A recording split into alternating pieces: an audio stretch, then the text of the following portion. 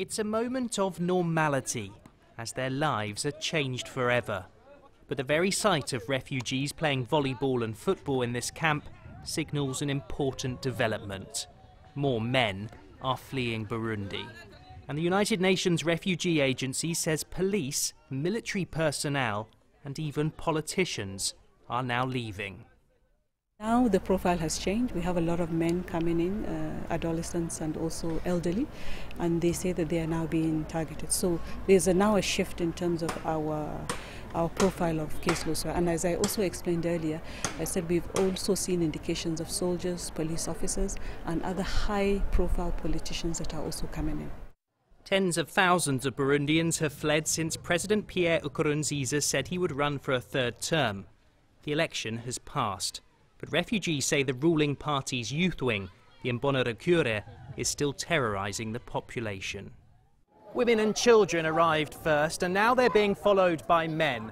From husbands who say they were threatened simply because their wives had fled, to members of the military who now come in fear of their lives. Every day the United Nations gets accounts of systematic and planned violence against people who've got no way to stop it. And they tell us they're not only targeting people who protest, but even those who simply won't join the ruling party. I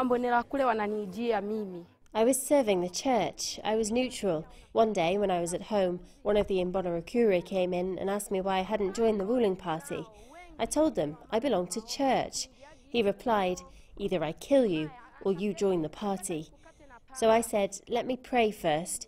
If it's my day to die, I will die. And when I opened my eyes, he was gone. Burundi is a country tired of violence. Chubwa told me his wife and children were killed in the 70s. He remarried, and his second wife was killed as well. When he was targeted again this year, he gave up on Burundi.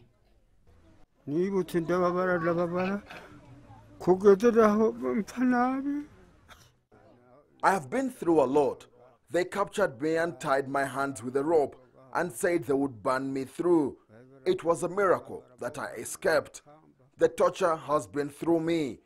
When I start to think about Burundi, the memories come back. I have seen a lot. I have spent my life running, and I never want to go back. Take a walk through Tanzania's mass shelters for refugees, and you will find stories of harassment and murder repeated over and over. And yet the official death toll in Burundi is still fewer than 200 people. Whatever the estimates say, the fathers of these children would rather join them here than bring them home. And that's a picture that speaks for itself. Danashby CCTV in Tanzania.